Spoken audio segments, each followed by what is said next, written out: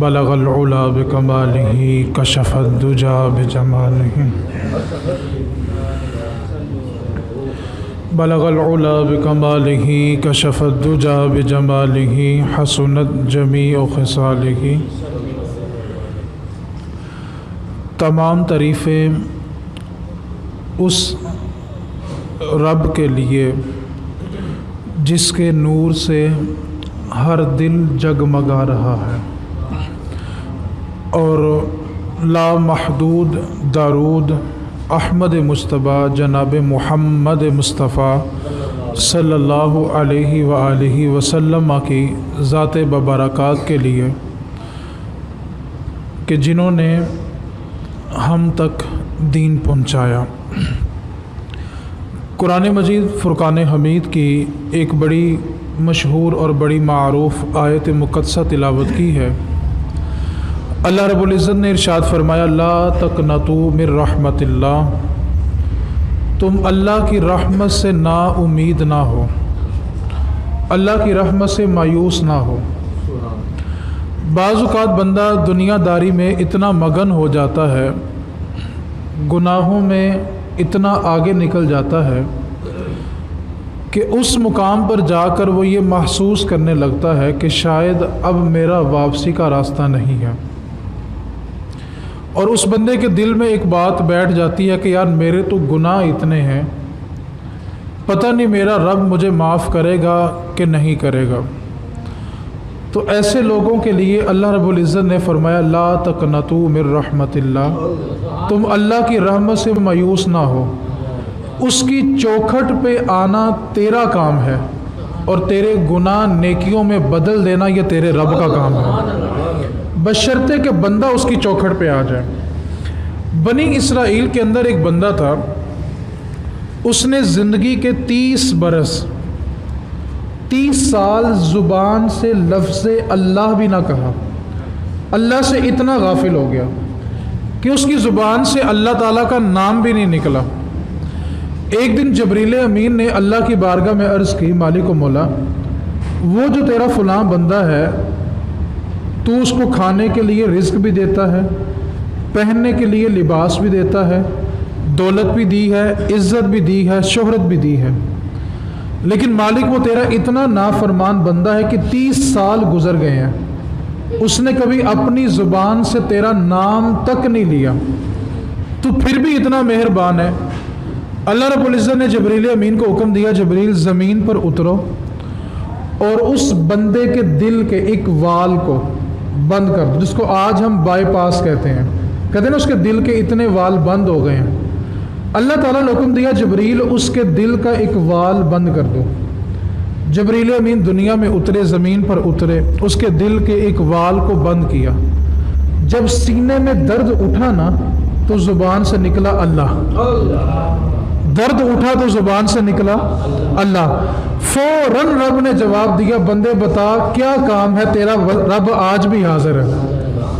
اللہ رب العزت اپنے بندے سے اس قدر پیار کرتا ہے کہ بندہ جتنا بھی بھٹک جائے، شرط یہ ہے کہ وہ پلٹ آئے، بھٹک جتنا مرضی جائے، شرط یہ ہے کہ وہ پلٹ آئے۔ رب کی رحمت کے دروازے اس کے لیے موت کی ہچکی آنے تک کھلے ہوئے ہیں۔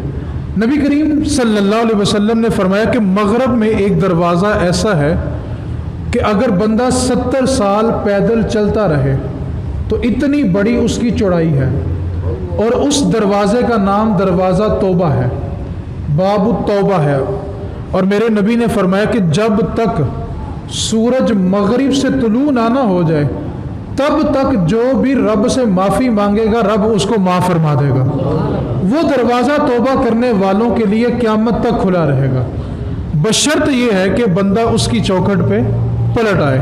نبی کریم صلی اللہ علیہ وسلم کا ایک فرمان ہے کہ الندامت توبہ، جو ندامت ہوتی ہے وہ توبہ ہوتی ہے۔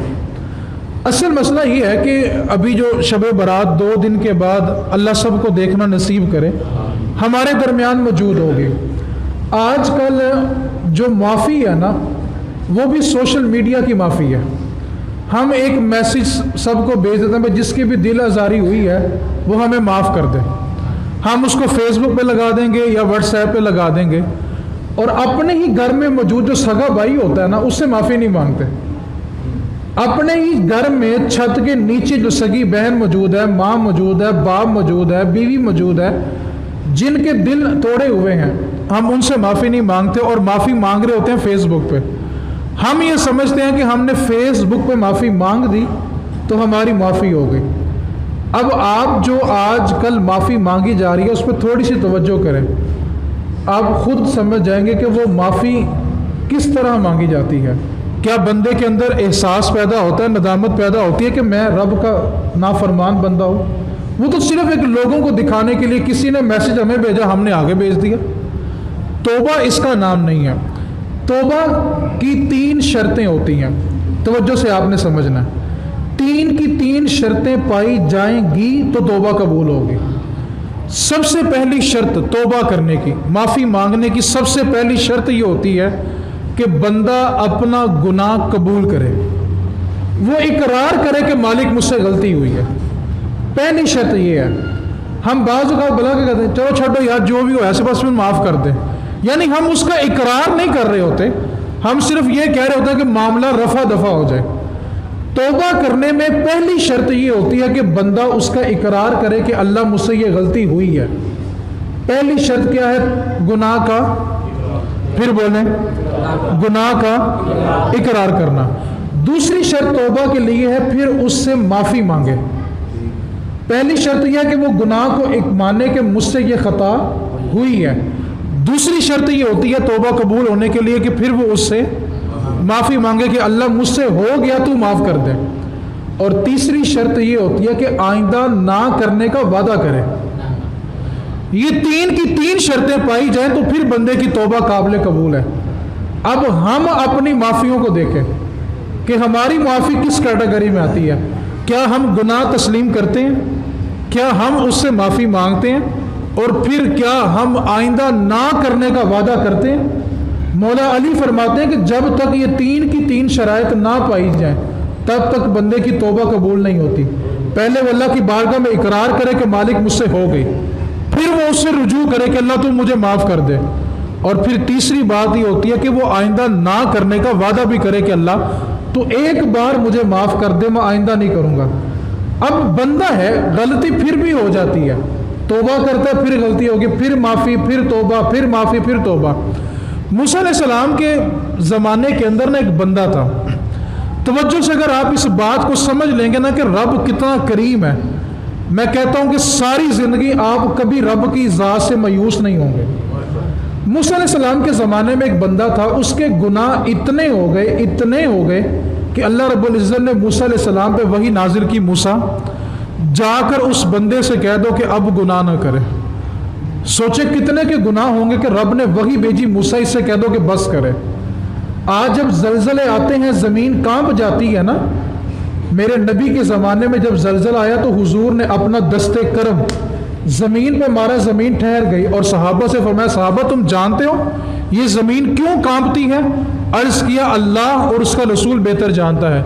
تو میرے محبوب کائنات صلی اللہ علیہ وسلم میں صحابہ جب بندوں کے گناہ حد سے بڑھ جائیں تو زمین کانپ جاتی ہے کہ بندوں بس کر دو۔ یہ زمین تب کانپتی ہے جب گناہ حد سے تجاوز کر جاتے ہیں۔ میں یہاں پر کہتا ہوں یار سوچو تو صحیح، جن گناہوں کو زمین برداشت نہیں کر سکتی، جس نے پہاڑ بھی برداشت کیے ہوئے ہیں، سمندر بھی برداشت کیے ہوئے ہیں، کروڑوں اربوں خربوں گھر انسان سب کچھ برداشت کیا ہوا ہے، لیکن وہ ہمارے گناہ برداشت نہیں کر سکتی۔ جو زمین ہمارے گناہ برداشت نہیں کر سکتی، ہمارا ضمیر اس کو کیسے برداشت کرے گا؟ ضمیر کے اوپر اس کا کتنا بوجھ ہوگا۔ موسیٰ علیہ السلام کو اللہ نے حکم دیا موسیٰ اس بندے سے کہہ دو کہ اب گناہ نہ کرے، بڑی ہو گئی ہے۔ موسیٰ علیہ السلام نے اللہ کا حکم سنا، جا کے اس بندے سے کو بتایا کہ بھی اللہ کا تیرے لیے حکم آیا کہ بس کر دے۔ اس بندے نے رو رو کے اللہ سے معافی مانگی، اللہ تو مجھے معاف کر دے، اب نہیں کروں گا۔ اللہ رب العزت نے اس کو معاف کیا، کچھ دن گزرے پھر گناہ کر بیٹھا۔ اللہ نے پھر وہی بھیجی موسیٰ اس کو کہہ دو کہ اب نہ کرے۔ موسیٰ علیہ السلام گئے، پھر اللہ کا پیغام دیا کہ بندے اب نہیں تو نہیں کرنا۔ اس نے پھر توبہ کی، کچھ دن گزرے پھر گناہ کر بیٹھا۔ پھر اللہ نے حکم دیا موسیٰ اس کو کہنا کہ اب آخری موقع ہے، اب نہ کرے۔ اب اس کو نہیں چھوڑا جائے گا۔ اس بندے نے رو رو کے اللہ کی بارگاہ میں گڑ گڑا کے اللہ سے معافی مانگی، اللہ تو مجھے معاف کر دے، میں آئندہ نہیں کروں گا۔ اللہ نے پھر معاف کیا۔ کچھ دن گزرے کہ پھر گناہ کر بیٹھا۔ اللہ تعالیٰ نے موسیٰ علیہ السلام کو حکم دیا، موسیٰ اس بندے کو اٹھاؤ اور شہر سے باہر جنگل میں چھوڑاؤ، ایسا نہ ہو کہ اس پر رب کا عذاب آئے اور ساری بستی تباہ ہو جائے۔ موسیٰ علیہ السلام نے کچھ دوستوں کو لیا، اس بندے کو لیا اور جنگل میں چھوڑے۔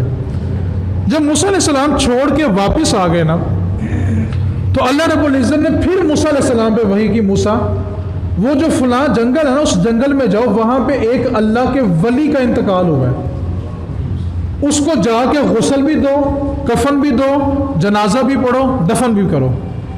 اب اللہ کا حکم تھا، موسیٰ کلیم اللہ نے دوستوں کو لیا، جنگل میں چلے گئے کہ اللہ کے ولی کا انتقال ہو گیا۔ جب جا کر دیکھا تو وہی بندہ جس کے گناہ اتنے تھے کہ اس کو شہر سے نکالا کہ کہیں عذاب آئے تو ساری بستی تباہ نہ ہو جائے، جا کے دیکھا تو وہی بندہ۔ عرض کی مالک و مولا، یہ بندہ تیرا ولی؟ اس کو تو شہر سے نکالنا اس لیے تھا کہ اس کے گناہ حد سے تجاوز کر گئے تھے، اور ڈر یہ پیدا ہو گیا تھا کہ اس پر عذاب آئے تو کہیں ساری بستی تباہ نہ ہو جائے۔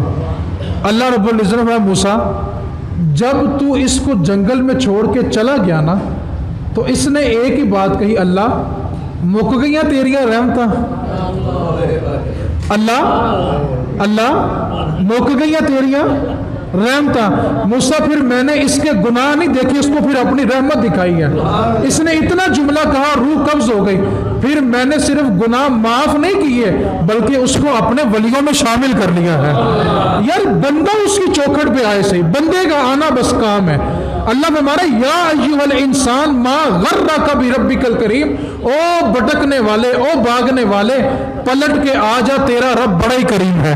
اور بھائی بھاگنے والوں کو یوں کوئی نہیں بلاتا، بندہ باغی ہو جائے تو بندے اس کو پکڑ کے مارتے ہیں، لیکن ایک رب کے در کا باغی ہوتا ہے جس کو رب خود کہہ رہا ہے، وہ بھاگنے والے آ جا، تیرا رب بڑا ہی کریم ہے۔ یار رب سے بڑی رحمت کسی کی نہیں ہو سکتی۔ رب اپنے بندے سے کتنا پیار کرتا ہے۔ آپ توجہ کے ساتھ اگر داؤد علیہ السلام کی حکایت سنیں گے نا، تو قسم خدا کی بندہ نا عشق الہی میں پھٹنے کی بات کرتا ہے۔ اللہ اپنے بندے سے پیار کتنا کرتا ہے، توجہ سے سنیں۔ اللہ تعالیٰ نے داؤد علیہ السلام کی طرف وحی کی، داؤد توجہ سے سننے والی بات ہے۔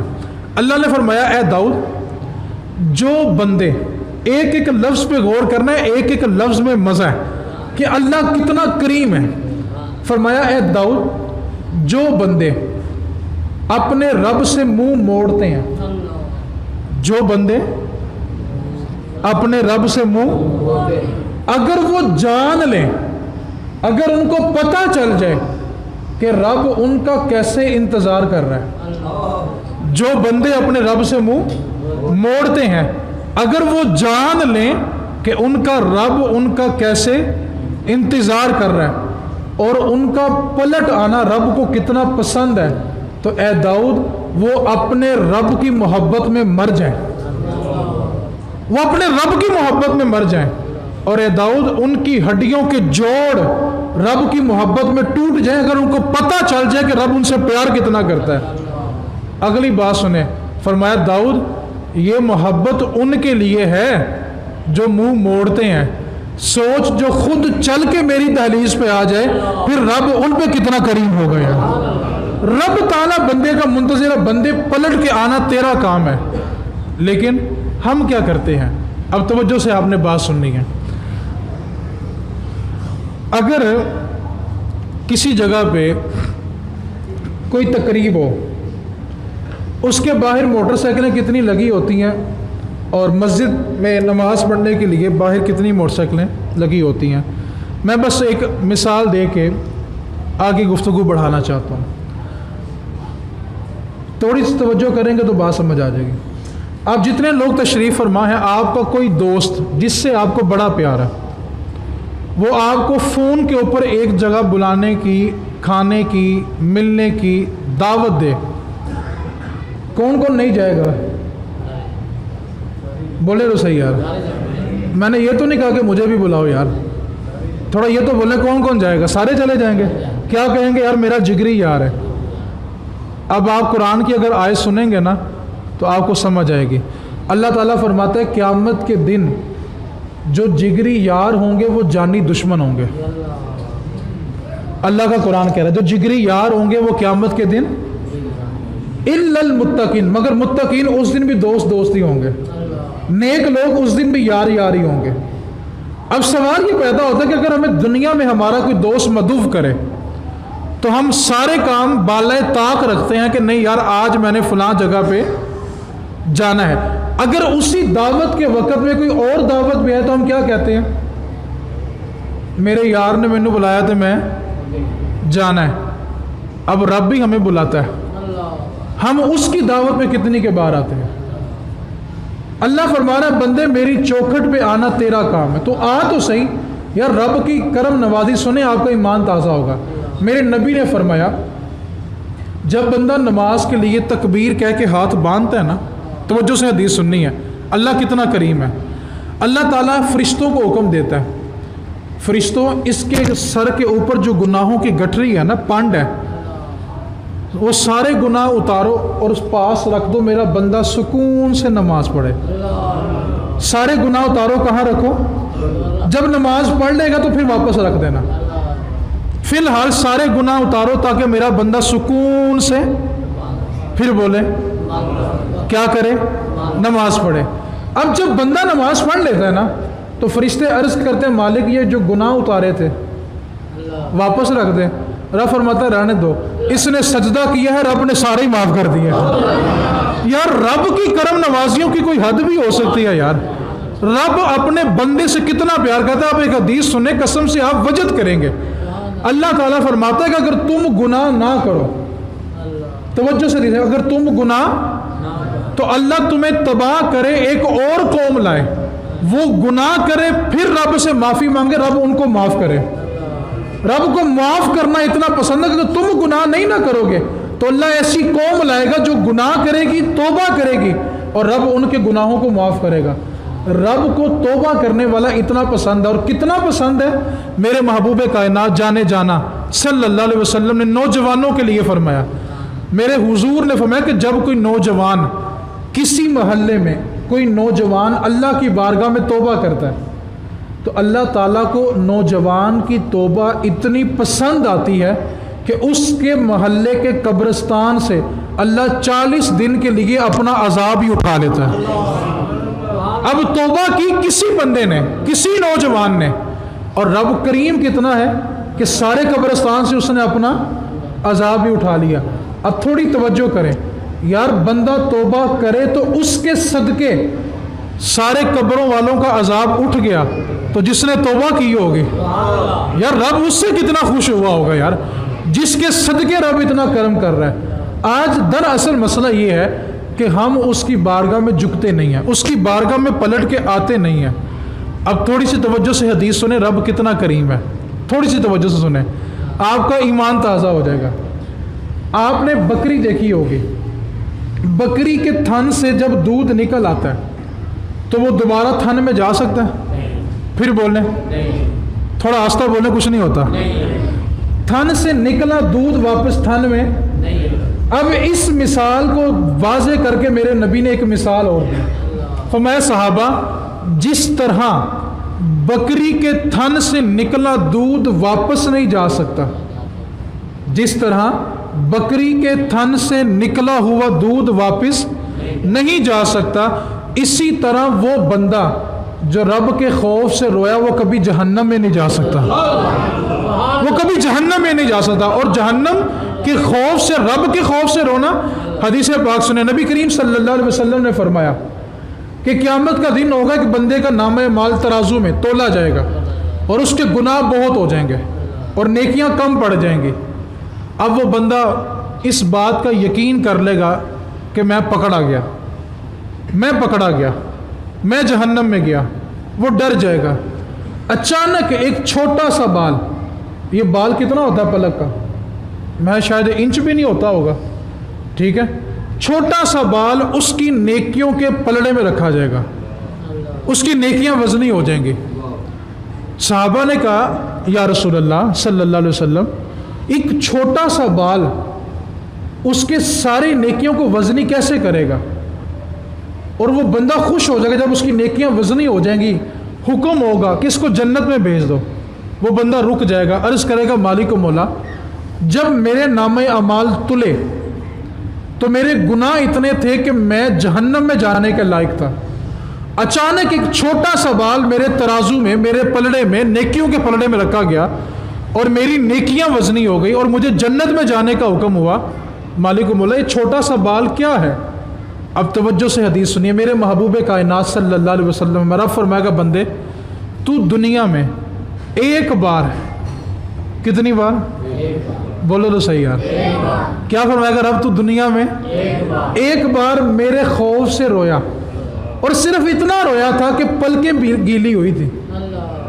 کتنا رویا تھا کہ صرف میں نے وہ آنسو اور بال سنبھال کے رکھا تھا کہ جب تیری نیکیاں کم پڑ جائیں گی وہ بال تیرے پلڑے میں رکھ کے تجھے جنت عطا فرما دوں گا۔ یار رب ہے نا، ہم اس سے کیوں نہیں مانگتے؟ اللہ کی بارگاہ میں کیوں رجوع نہیں کرتے؟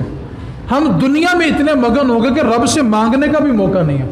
میں بڑے واضح اور بڑے وثوق سے یہ بات کرنا چاہتا ہوں کہ بہت سارے لوگ ایسے بھی ہیں جنہوں نے کبھی تسلی سے بیٹھ کے دعا بھی نہیں مانگی۔ ہم سوچے تو صحیح، ہم رب سے مانگتے کب ہیں؟ ہم دنیا داروں سے مانگتے ہیں، در بدر کی ٹھوکریں کھاتے ہیں، لیکن جس سے رب نے عطا کرنا اس سے نہیں مانگتے۔ بلے شاہ نے ایسے لوگوں کے لیے ایک مصرع کہا، تھوڑا سخت تو کہا ہے لیکن شاید حقیقت کہا ہے۔ بلے شاہ فرماتے ہیں تو اے باغی کتا تیری در در در در ہوئے، اکو دردہ ہو کے بیٹھ جا کانو در در ہوئے۔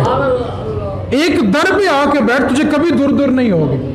دنیا دار دے کے جتلاتا ہے، رب دیتا ہے اور اس کو پسند ہے کہ بندہ پھر اس سے مانگے، پھر اس سے مانگے۔ اس واسطے اپنے رب سے مانگنا سیکھے۔ نبی کریم صلی اللہ علیہ وسلم نے ارشاد فرمایا جو بندہ اپنے رب سے ملنا پسند کرتا ہے نا، اللہ بھی اس سے ملنا پسند کرتا ہے، اور جو اس سے ملنا ناپسند کرے پھر رب بھی اس سے ملنا ناپسند کرتا ہے۔ اب سوال یہ پیدا ہوتا ہے کہ ہم میں سے کون ہے جو اپنے رب سے ملنا پسند کرتا ہے؟ اس واسطے اللہ تعالیٰ نے اگر ہمیں کچھ خاص راتیں عطا کی ہیں نا، تو اس میں اپنے رب کی طرف رجوع کر لو۔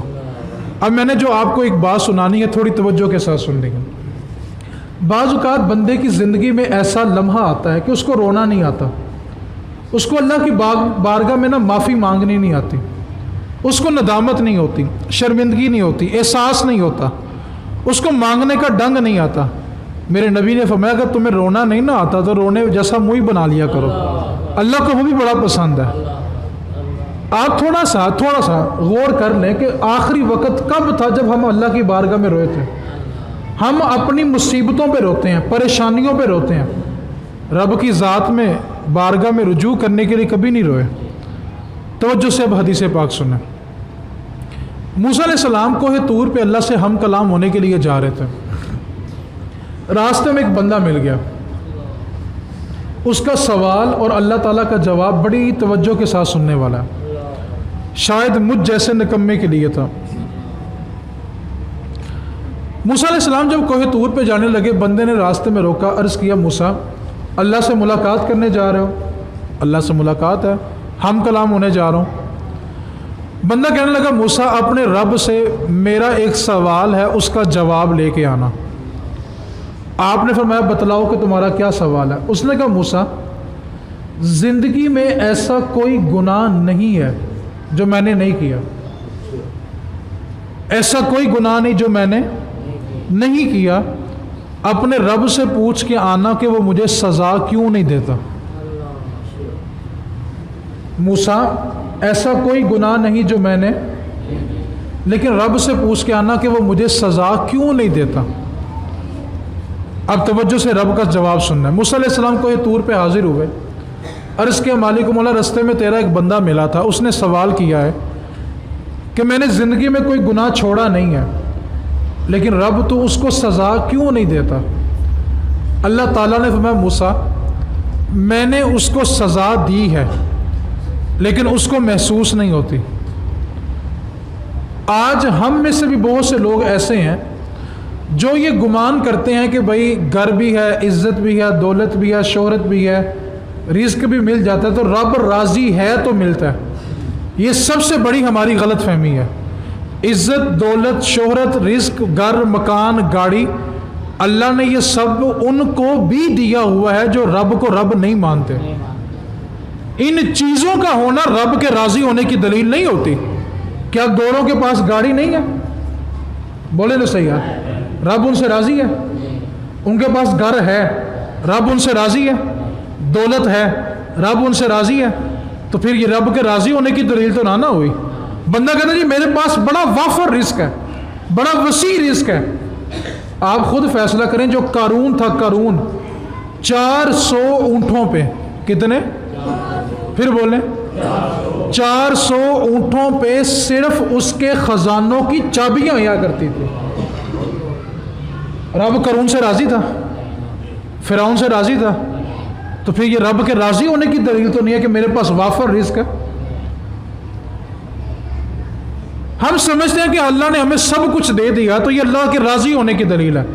رب کے راضی ہونے کی دلیل بلا کیا ہے؟ جو بندہ یہ دیکھنا چاہتا ہے کہ اس کا رب اس سے راضی ہے کہ نہیں ہے، سادہ سا ایک جملے میں وہ پہچان کر سکتا ہے کہ میرا رب مجھ سے راضی ہے کہ نہیں ہے۔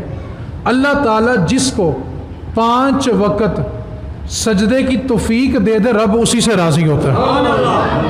جس کو سجدے کی توفیق ہے، رب اس سے راضی ہے، اور جس کو سجدے کی توفیق نہیں ہے، چاہے وہ کروڑوں کے بنگلے میں رہتا ہو، رب اس سے راضی نہیں ہو سکتا۔ کیوں بلا؟ رب اپنے گھر میں بلاتا ہی اسی کو ہے جس پہ اس نے کرم کرنا ہوتا ہے۔ اب موسیٰ علیہ السلام نے جا کے کہا اللہ مالک و مولا، اس کے پاس عزت بھی ہے، دولت بھی ہے، شہرت بھی ہے، رزق بھی ہے، سب کچھ ہے، تو پھر تو نے اس کو سزا دی کیا ہے؟ اللہ فرماتا ہے موسیٰ میں نے سزا اس کو دی ہے لیکن اس کو محسوس نہیں ہوتی۔ عرض کی مالک بتا تو صحیح وہ سزا کیا ہے جو تو نے اس کو دی ہے؟ اب توجہ کے ساتھ سنیے گا، رب نے فرمایا موسیٰ میں نے اس کو سزا یہ دی ہے کہ میں نے اس کی آنکھوں سے آنسوؤں کو چھین لیا ہے۔ وہ میری بارگاہ میں توبہ بھی کرنا چاہے تو اس کو توبہ کی توفیق نہیں ملنے۔ بڑی معذرت کے ساتھ، ہم آخری بار اللہ کی بارگاہ میں کب روئے تھے؟ ہم نے رو کے رب کو کب مانگا تھا؟ ہم نے اللہ سے کب بات کی تھی؟ آپ چلتے چلتے موٹر سائیکل پہ ہیں، گاڑی پہ ہیں، پیدل ہیں، دل میں اللہ سے باتیں کریں اللہ تو کرم کر دے، اللہ تو مجھے معاف کر دے۔ ہاں لیکن ہم لوگ رب سے باتیں نہیں کرتے، رب سے ہم کلام نہیں ہوتے۔ تھوڑی توجہ تو کریں، کہیں ہمارے آنسو تو نہیں چھن گئے۔ شیخ سعدی فرماتے ہیں میں نا ایک دن بازار سے گزر رہا تھا کہ میں نے دیکھا کہ بابا نا سڑک پہ بیٹھا ہوا تھا اور پتھروں کے ساتھ کھیل رہا تھا، تو میں نے رک کے اسے پوچھا بابا جی کیا کر رہے ہو؟ بابا جی فرمانے لگے بیٹا یہ جو بازار میں بندے چل پھر رہے ہیں نا، ان کی اور ان کے رب کی صلح کروا رہا ہوں۔ اچھا بابا جی پھر کیا بنا؟ فرمایا بیٹا اللہ تو مان رہا ہے، بندے نہیں مان رہے۔ اللہ تو مان رہا ہے، بندے نہیں مان رہے۔ شیخ سعدی فرماتے کچھ دن کے بعد نا میرا دوبارہ گزر ایک قبرستان سے ہوا، تو میں نے دیکھا وہی بابا قبرستان میں بیٹھ کے پھر پتھروں کے ساتھ کھیل رہا۔ میں نے کہا بابا جی بازار چھوڑ کے قبرستان آ گئے، یہاں پہ کیا کر رہے ہو؟ فرمانے لگے بیٹا بندوں کی اور رب کی صلح کروا رہا ہوں۔ بابا جی آج کیا بنا؟ کہا آج بندے تو مان رہے ہیں، آج بندے تو مان رہے ہیں لیکن آج رب نہیں مان رہا۔ منو مٹی کے تلے جا کے بندہ مان جاتا ہے لیکن پھر رب جب طاقت ہو، جوانی ہو، موقع ہو، مہلت ہو، سب کچھ ہو، تب بندہ نہیں مانتا۔ بندہ کہتا پہلے میں وہ کام کر لوں پھر نمازیں شروع کروں گا، پہلے وہ کام کر لوں پھر یہ کام کروں گا۔ ایک بات کو یاد رکھیں، جتنے لوگ میرے سمیت یہاں بیٹھے ہوئے ہیں نا، کسی بندے کو یہ دعویٰ نہیں ہے کہ جو سانس اس کے اندر اترا ہے اس نے پتہ نہیں باہر بھی آنا ہے کہ نہیں آنا۔ ہم کس چیز کے انتظار میں کہ وہ کام ہوگا تو پھر یہ کام کر لیں گے؟ بہت سارے لوگ ہیں گھر بناتے ہیں لیکن بسنا نصیب نہیں ہوتا۔ اس واسطے اللہ کی بارگاہ میں رجوع کرنا سیکھیں۔ اور کچھ لوگ ایسے ہوتے ہیں جن کو نا اپنی عبادت پہ بڑا گمنڈ ہوتا ہے، بڑا غرور ہوتا ہے۔ بندہ کہتا ہے میں تو نمازی ہوں، میں تو 5 وقت مسجد میں آتا ہوں، قرآن بھی پڑھتا ہوں، داڑھی بھی رکھی ہوئی ہے۔ یہ جو غرور ہوتا ہے نا، عبادت کا غرور ہوتا ہے، توجہ کے ساتھ بات سنیے گا. بنی اسرائیل میں ایک بندہ تھا, اللہ تعالیٰ کا اس پہ اتنا کرم تھا کہ جب وہ بندہ چلتا تھا نا تو اللہ کی رحمت کا بادل اس کے اوپر سایہ کر کے ساتھ ساتھ چلتا تھا. جہاں وہ جاتا وہاں رب کی رحمت کے بادل جاتے. ہر وقت اس بندے پہ سایہ ہوتا اللہ کی رحمتوں کا. اتنا عبادت گزار, اتنا نیکوکار بندہ تھا کہ رب نے اس کو رحمت کا بادل دیا ہوا تھا. ایک دن نا اس بندے سے ملنے کے لیے ایک بڑا گناہ گار کوئی مجھ جیسا بندہ چلا گیا. وہ اس کے نا پاس جا کے بیٹھا, جو گناہ گار بندہ تھا. تو جو نیکوکار تھا نا میری طرف دیکھنا, وہ تھوڑا سا نا ایسے ہو کے بیٹھا, تھوڑا دور ہوا. وہ گناہ گار اور قریب ہوا, نیک تھوڑا اور دور ہوا. وہ اور قریب ہوا, نیک تھوڑا اور دور ہوا. اور اس کے دل میں آیا کہ یار یہ کیا پاپی گناہ گار سا بندہ میرے پاس آ گیا, میری عبادت بھی خراب کر رہا ہے. اب جو گناہ گار تھا نا اس کے دل میں ندامت ہوئی کہ یار میں اتنا گناہ گار ہوں کہ نیک بندے میرے پاس بیٹھنا بھی پسند نہیں کرتے. اس کے دل میں توبہ اٹھی اور جو نیک تھا وہ گناہ گار سے دور دور بھاگ رہا تھا. جب نیکوکار نے اس گناہ گار بندے کو اٹھایا اور کہا یہاں سے نکل جا, تو جب گناہ گار اٹھ کے چلا نا تو اللہ نے رحمت کے بادل کا سایہ گناہ گار پہ کر دیا اور اس کو بتایا کہ رب کی رحمت تیری عبادت کی محتاج نہیں ہے.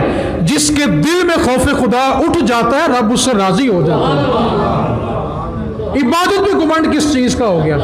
آپ نے مشہور واقعہ سنا, جناب عمر فاروق مدینے کی گلی سے گزر رہے تھے تو سامنے سے ایک شرابی شراب کی بوتل پکڑی ہے اور مست نشے میں جومتا ہوا آ رہا ہے, اور سامنے عمر فاروق کو دیکھا.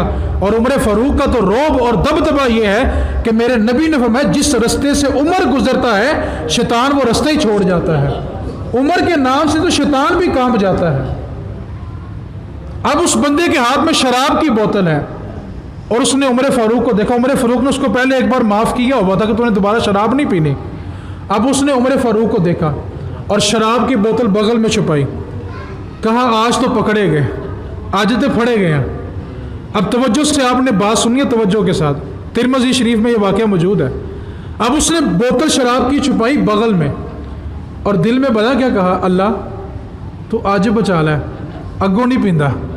آئے ہائے ہائے, اللہ تو آج بچا لے اگوں. ڈرا کس سے؟ پھر بولے ڈرا کس سے؟ جناب عمر سے. اور کیا کہا, اللہ تو آج بچا لے اگوں نہیں پیندا. جب عمر فاروق قریب آئے فرمایا تو شراب پی رہے؟ نہیں جی. کہا دکھا. جب اس نے شراب کی بوتل نکالی تو وہ سرکہ تھا. رب نے شراب بدلی کس میں؟ اب یہاں پہ حدیث بیان کرنے کے بعد محدثین نے ایک جملہ لکھا ہے. محدثین فرماتے ہیں سنو, بندہ بندے کے ڈر سے ڈر جائے, بندہ بندے کے ڈر سے ڈر جائے تو رب معاف کر دیتا ہے. اور اگر بندہ اپنے رب سے ڈر جائے تو بندہ بندے سے ڈر گیا تو رب نے معاف کر دیا. اور اگر بندہ اپنے رب سے ڈر جائے تو یہ جو کرونا وائرس تھا نا, اصل مسئلہ بھلا کیا ہے, ہم لوگ موت سے نہیں ڈرتے, ہم وائرس سے ڈر رہے ہیں. آپ انصاف تو کریں, کیا کرونا آنے سے پہلے لوگ نہیں مرے؟ کرونا کے بعد لوگوں نے نہیں مرنا؟ اور موت تو بھائی کرونا سے پہلے بھی ہے, کرونا کے بعد بھی ہے. ڈرنا موت سے نہیں, ڈرنا اپنے رب سے ہے. اپنے رب سے ڈرو. موت تو آ ہی جانی ہے, وہ کرونا سے پہلے بھی لوگوں کو آئی ہے, کرونا کے بعد بھی لوگوں کو آنی ہے. ڈرنا کس سے ہے؟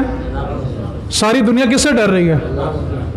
وائرس سے ڈر رہی ہے نا, جبکہ ڈرنا کس سے چاہیے تھا؟ ہماری اصل تباہی کی وجہ بھی یہی ہے.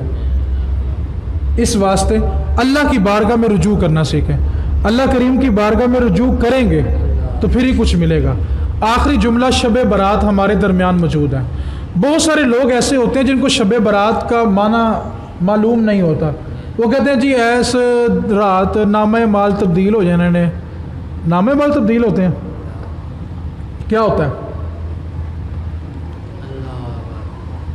میں آپ کو 2 جملوں میں شب برات بتاتا ہوں. نبی کریم صلی اللہ علیہ وسلم نے فرمایا کہ اللہ تعالیٰ نے مخلوق بنانے سے 50,000 سال پہلے, کتنے سارے انسانوں کی تقدیریں لکھ دی ہوئی ہیں.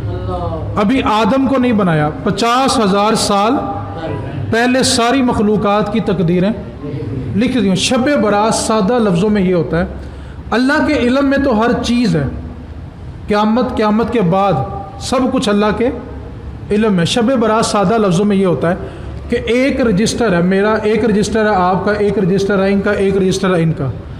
اللہ تعالیٰ شب برات کی رات آنے والا جو سال ہوتا ہے نا، بندے نے جو کرنا ہوتا ہے، جو کھانا ہوتا ہے، جو پینا ہوتا ہے، جس نے آنا ہوتا ہے، جس نے مرنا ہوتا ہے، وہ رجسٹر فرشتوں کے سپرد کر دیتا ہے کہ فرشتوں تم نے سارا سال اس کو یہ دینا ہے اور یہ نہیں دینا.